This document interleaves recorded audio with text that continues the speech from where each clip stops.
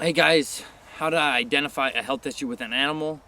What we're going to do for this is jump in a Zoom meeting with a vet and he's going to explain it to us. And then at the end, I'll tell you some pointers and tips that really stuck out to me. Let's head there now. How do you identify a health issue with an animal? So there's a few things animals should do naturally. They should eat, drink, poop, pee, um, walk. And those things. If it's not doing any of those things normally, you should take note.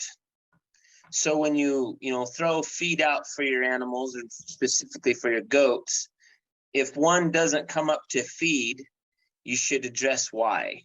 Okay. Does it have a snotty nose? Is it coughing? Does it have diarrhea? Does it have a hurt leg? You should address it right then. So, when they're out on pasture, that's a little bit more of a complication, but you should at least observe them for a few minutes a day to make sure they're doing okay. If you find one that's not doing real good, doesn't want to eat, a really easy thing to do is to buy a thermometer at your local Walgreens and just take its temperature. Okay. The normal temperature for a goat should be 101 and a half or so. And if you see its fever over 103, then you should address it. And usually that's a pneumonia. And sometimes I think in the goat world, people jump to a lot of conclusions as to what's going on. But check that temperature first. If the temperature is really high, you should address that. So, just by observing the goats every day, you're going to know what normal is. And that's the hardest thing as a veterinarian. I have to know what a normal cat, dog, horse, goat, sheep, cow, chinchilla, I have to know what they look like normally. Yeah. And so see what they look like normal each day. And then when it looks abnormal, then address it.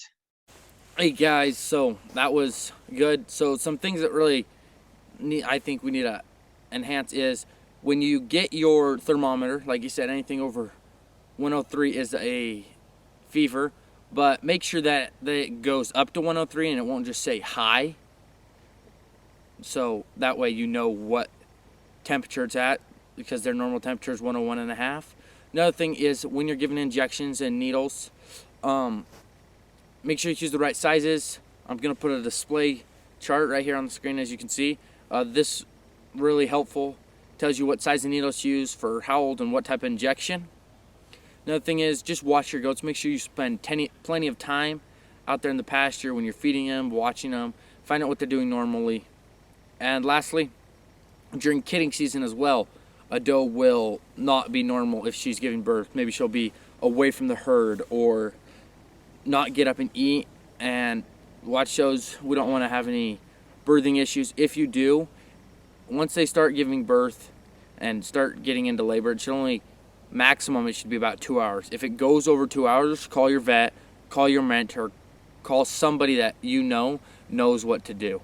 So guys, thanks for watching. If you liked the video, hit that like button. Subscribe if you want to see more goat content.